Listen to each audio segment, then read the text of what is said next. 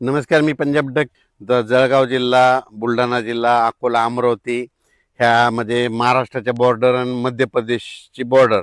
तर त्या बॉर्डरच्या जे तालुके आहेत त्या साईडनं मध्ये जळगाव, नंदुरबार, धुळे, चाळीसगाव ह्या पट्ट्यामध्ये काही ठिकाणी रिमझिम पाऊस सुरू होईल म्हणून हा अंदाज लक्षात यायचा.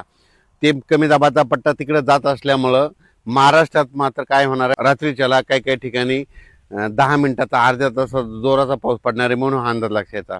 हा पाऊस सगळीकडे नाही, पण राज्यामध्ये भाग बदलत विखुरलेल्या स्वरूपाचा काही भागातच पडणार आहे.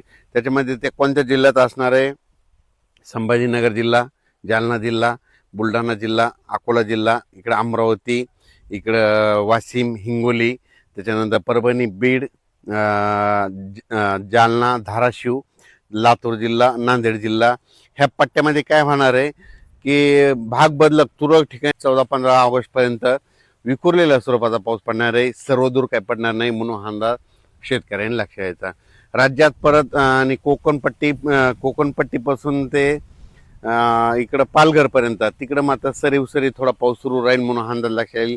पुण्याला देखील रिमझिम पाऊस सुरू होईल. नाशिककडे देखील सरी येतील म्हणून, पाळे येतील म्हणून ही अंदाज त्यांनी लक्षात यायचा. कोल्हापूरकडे देखील तसाच पाऊस राहील. पण राज्यात आता खूप काही मोठा पाऊस नाही. सोलापूर जिल्ह्यात देखील आज पाऊस पडेल, पण विखुरलेल्या स्वरूपाचाच भाग बदलतच पडणार आहे म्हणून हा अंदाज लक्षात यायचा. राज्यात मग चांगला पाऊस कधी पडणार आहे? राज्यात सांगायचं झालं तर मग मोठा पाऊस, विहिरीला पाणी येणारा पाऊस ह्या ऑगस्टमध्ये नाही, तर सप्टेंबर ऑक्टोबरमध्ये येणार आहे. कारण की सप्टेंबर ऑक्टोबरमध्ये परतीचा पाऊस सुरू होईल. त्यावेळेस काय होईल, मग राज्यात ठिकठिकाणी जोराचा पाऊस पडणार आहे म्हणून हा अंदाज शेतकऱ्यांनी लक्षात यायचा.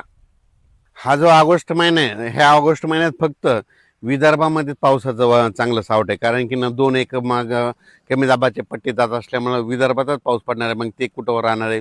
गोंदिया, भंडारा, त्याच्यानंतर नागपूर, अमरावती, अकोला, इकडं मोर्शी हे पट्टा असा म्हणजे मध्य प्रदेशकडे पाऊस जात असल्यामुळं त्या विदर्भाच्या त्या पट्ट्यामध्येच पाऊस पडणार आहे म्हणून हा अंदाज लक्षात आहे.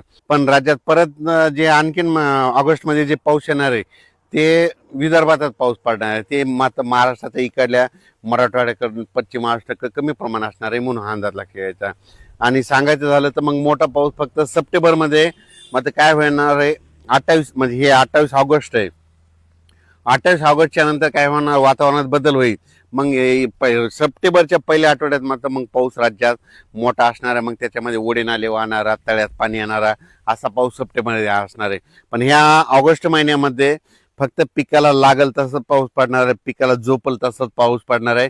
पीक हिताचा पाऊस सांगायचं म्हणजे पीक हिताचा पाऊस आहे, नुकसानीचा पाऊस नाही म्हणून हा अंदाज शेतकऱ्यांनी लक्षात घ्यायचा. जालना जिल्हा, बीड जिल्हा, लातूर जिल्हा, परभणी जिल्हा, नांदेड जिल्हा, हिंगोली जिल्हा, वाशिम जिल्हा, इकडे बुलढाणा जिल्हा ह्या जिल्ह्यात ह्या 4 दिवसात पाऊस पडणार आहे.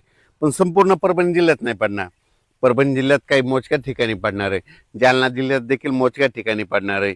त्याच्यानंतर बीड जिल्ह्यात देखील मोजक्या ठिकाणी पडणार, लातूरमध्ये मोजक्या ठिकाणी, धाराशिव, सोलापूर तिकडे देखील मोजक्या ठिकाणी पडणार आहे.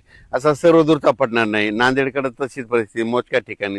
हिंगोली जिल्ह्यात, वाशिम जिल्ह्यात, यवतमाळ जिल्ह्यात तिकडे देखील असा तुरळकच पडणार आहे, मोजक्या ठिकाणी पडणार आहे. पण जोराचाच पडणार आहे. स्पीड मात्र जोरात फास्ट राहील. थेंब मात्र ठोकर राहतील म्हणून हा अंदाज शेतकऱ्यांनी लक्षात घ्यायचा. चांगल्या पावसाचा अंदाज घ्यायचा असेल तर सप्टेंबरच्या पहिल्या आठवड्यात चांगला पाऊस येणार आहे म्हणून हा अंदाज सर्व शेतकऱ्यांना लक्षात घ्यायचा.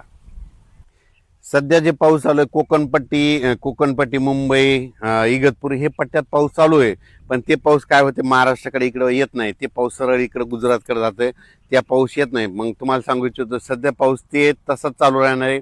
त्याच्यामुळे पुण्याकडे सरी राहतील, अकोले, संगमनेर अशा सरीच येत राहतील. इकडं श्रीगोंदा तिकडे देखील असाच राहील. पण चांगला पावसासाठी शेतकऱ्याला पुढच्या महिन्यात ह्या ऑगस्टमध्ये चांगला पाऊस नाही म्हणून हा अंदाज सर्व शेतकऱ्यांनी लक्षात घ्यायचा. धन्यवाद.